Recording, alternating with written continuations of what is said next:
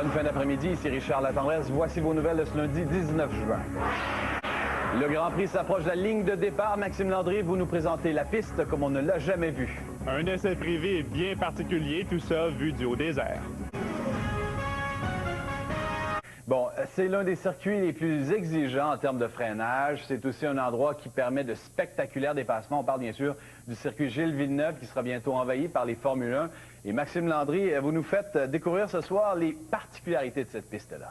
Avec un complice quand même, Gabriel Gélina, on a donc décidé de réinventer le circuit, de l'explorer à notre façon, au sol, mais aussi dans les airs. Donc, un essai privé à 5 heures du matin qu'on a réalisé il y a quelques jours au circuit Gilles Villeneuve. Alors, voici l'île Notre-Dame d'un point de vue plutôt unique. Alors, nous voici ce matin au-dessus du circuit Gilles Villeneuve à Montréal pour découvrir ce circuit-là de 4,3 km avec l'un de nos experts ici, Gabriel Gélina. Salut Gabriel, comment ça va ce matin? Bonjour Maxime, ça va très bien, on est prêt à rouler. Fais-nous découvrir ça. Alors, comme Jacques Villeneuve conduit une BMW, en Formule 1, on a choisi une BMW décapotable pour faire notre tour. Et, on garde le concept. Et ici, on aborde évidemment le premier enchaînement de virage, qui est le virage Senna. Ici, les pilotes vont monter un petit peu sur les vibreurs, ici, au point de corde du circuit. Il va y avoir une très, très forte réaccélération ici. Il faut dire que les voitures de Formule 1 sont capables, évidemment, d'une puissance d'accélération qui est assez phénoménale. Pour vous donner une idée, le 0 à 100 km/h, ce serait en moins de 2 secondes avec une Formule 1, alors que les voitures sport de très, très haut calibre ont de la difficulté à faire ça en 5 secondes. Et ici, on se retrouve évidemment dans un autre enchaînement de virages qui est assez technique, où les pilotes vont subir beaucoup de force G, particulièrement dans ce virage-ci, ici, là. Ils vont encaisser plusieurs G d'accélération latérale. Ensuite, un très gros freinage ici, pour un autre enchaînement de courbes serrées. D'ailleurs, c'est la principale caractéristique du circuit Gilles Villeneuve, c'est-à-dire qu'il est composé de courbes extrêmement serrées et de très, très longues lignes droites. Donc, on peut vraiment dire que c'est un circuit de moteur et un circuit de frein. On peut quand même assister à de beaux dépassements sur ce circuit-là, contrairement à d'autres, hein? Oui, effectivement. En fait, je te dirais que les dépassements que l'on va voir au circuit Gilles Villeneuve, on les voit principalement à deux endroits, c'est-à-dire à l'épingle Est, que nous allons aborder dans quelques temps, près du pont Jacques-Cartier. Donc, dépassement au freinage à cet endroit. Il faut dire que le freinage sur les Formule 1, c'est extrêmement performant.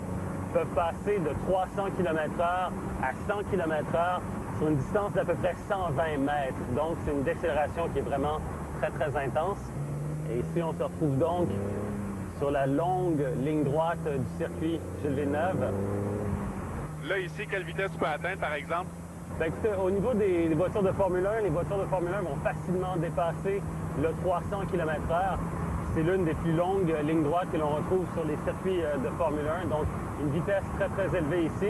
Et surtout, un point de freinage qui va être très tardif, alors que l'on aborde la dernière chicane, celle du fameux mur du Québec.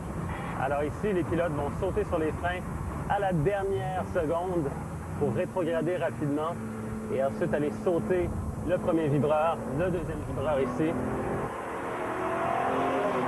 C'est d'ailleurs à cet endroit que plusieurs pilotes ont frappé le mur, le fameux mur du Québec ici, alors que l'on parcourt la ligne de départ-arrivée et on complète le tour.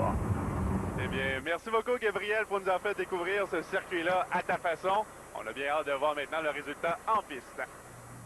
Et puis, Maxime, du haut des airs, comme ça, vous allez certainement être capable de garder un œil attentif sur les préparatifs du Grand Prix là, au long de la semaine. Bien, c'est évident que chaque matin, on a un siège privilégié lorsqu'on survole l'île Notre-Dame ici. Et plus la semaine va avancer, plus il va y avoir de l'action, non seulement au circuit, mais aussi au centre-ville. Un très, très gros week-end en perspective. On va suivre ça du haut des airs. Évidemment, équipe au sol aussi. Sur le blog aussi, c'est déjà commencé, blog.canoë.com. Je connais des gens de la Rive-Sud qui ont pas hâte d'entendre les gros moteurs commencer à résonner. Venez nous en parler. On commence la discussion. Merci, Maxime. À tantôt. Bye-bye.